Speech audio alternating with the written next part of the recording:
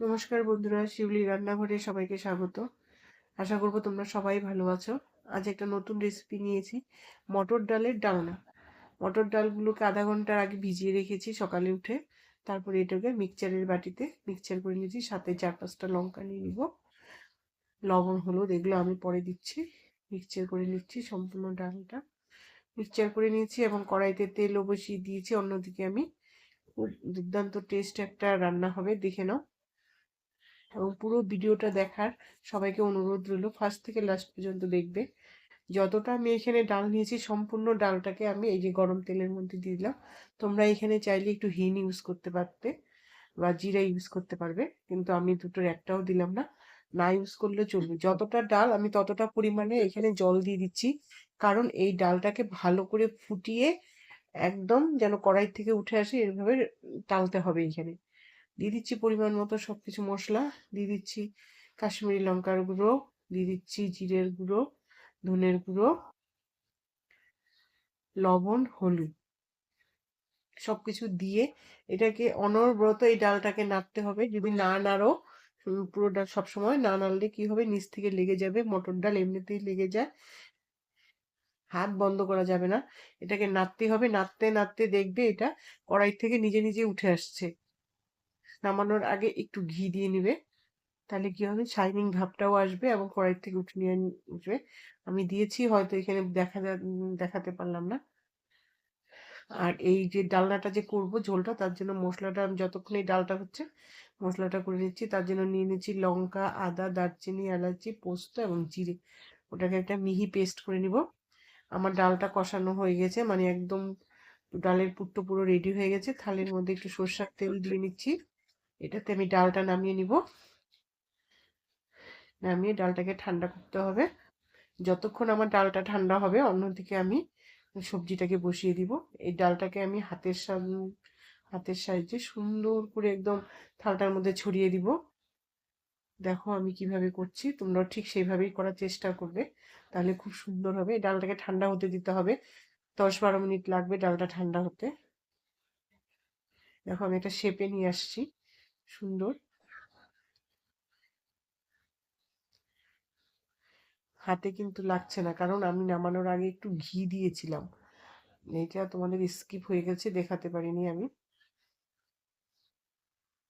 এইভাবে আস্তে আস্তে করে একটা শেপের মতো, মানে একটা ট্রায়াঙ্গেল শেপ করে আমি এটাকে রাখলাম।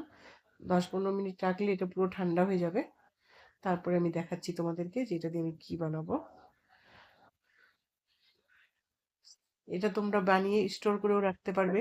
এই এই পর্যন্ত যদি আগের থেকে করা থাকে তাহলে খুব সুবিধা হয়, বিশেষ করে আমাদের সকালের কাজে। আমি অন্যদিকে কড়াই বসিয়ে দিচ্ছি। একটু ভিজে হাত দিয়ে এটাকে আমি সুন্দর একদম প্লেন করে রাখলাম। 10-15 মিনিটের জন্য রেস্টে রাখি। এদিকে কড়াই নিয়ে নিচ্ছি, কড়াইয়ের মধ্যে আমি পরিমাণ মতো তেল দিয়ে দিচ্ছি। এইখানে আমি পুরো তেল দিয়ে দিব, আর তেল দিব না আমি। দিয়ে দিচ্ছি একটা তেজপাতা 2 টুকরো করে, একটা লঙ্কাকে 2 টুকরো করে, 1 চামচ জিরে ফোড়ন হিসাবে এগুলো আমি দিয়ে দিচ্ছি, একটু দারচিনি আর একটু এলাচ দিয়ে, হলুদটা দিয়ে তারপরে আমি আলুগুলো ভেজে নেব। আলুগুলো ভাজা ভাজা হয়ে গেলে এর মধ্যে আমি পেস্ট করে রাখা মশলাটা দিয়ে দিব। জিরে, লঙ্কা, পোস্ত, আদার যে পেস্টটা বানিয়ে নিয়েছিলাম ওটা দিয়ে দিব।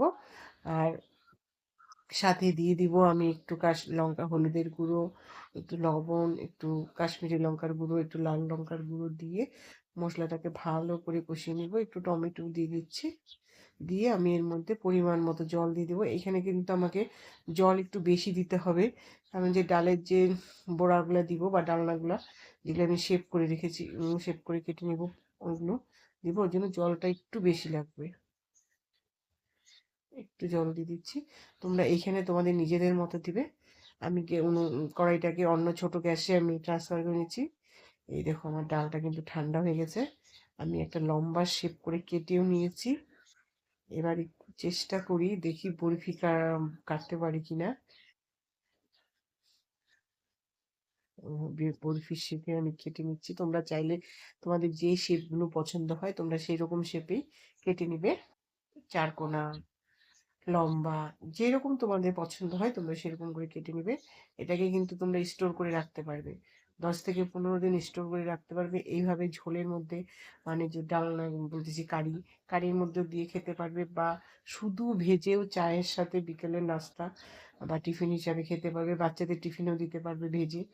এখন কি সুন্দর হয়েছে, শক্ত, ঠান্ডা হওয়াতে কি সুন্দর শক্ত হয়ে গেছে।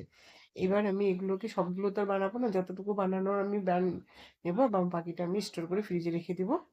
নিয়ে নিয়েছি একটা কড়াই, কড়াইয়ের মধ্যে পরিমাণ মতো তেল দিয়ে এবার আমি যতটুকু লাগবে আজকের জন্য আমি ততটুকু একটু ভেজে নিচ্ছি। ডিপ ফ্রাই করতে হবে। খুব সুন্দর হয়েছে, শক্ত হয়েছে। এবার আমি এগুলোকে দুভাগে ভেজে নিব, একভাবে ভাঙা যাবে না, ভেঙে যাবে না উঠানো নাড়াচাড়া করতে গেলে। লাল লাল করে ভেজে নিবে। এগুলা কিন্তু নিরামিষ থালিতে খুব ভালো যায়, অনুষ্ঠান বাড়িতেও পাবে, তুমি হোটেলেও দেখবে অনেক সময় মটর ডালের ডালনা কিন্তু দেন হোটেলগুলোতে। এইভাবে বানিয়ে নিলে তুমি খুব প্রশংসাও পাবে, এবং বাড়ির লোকও একঘেয়েমি ডালের বড়ার যে ঝোল করি আমরা কাঁচা কলা আলু দিয়ে, তার থেকে এটা অনেক বেশি বেস্ট হয় এবং ভালোও হয়। বাচ্চারাও এই ডিজাইনের খাওয়া খেতে পছন্দ করবে। যারা আমার এই রেসিপিটা ফেসবুক থেকে দেখছো অবশ্যই লাইক শেয়ার কমেন্ট করে দিবে, এবং নতুন রেসিপিগুলো পাওয়ার জন্য আমার পেজটাকে ফলো করে দিবে। যারা ইউটিউব থেকে দেখছো তারা অবশ্যই চ্যানেলটাকে সাবস্ক্রাইব করে দিবে, যেন আমার নতুন নতুন রেসিপিগুলো সবার আগে তোমরা পাও। হয়ে গেছে আমার এগুলো ভাজা, বাকিগুলো আমি এইভাবে নেড়ে চেড়ে ভেজে নিব। এবং দেখো আমার এই যে সবজিটা, কারিটাও হয়ে গেছে, জলটা মোটামুটি, রংটাও খুব সুন্দর এসেছে।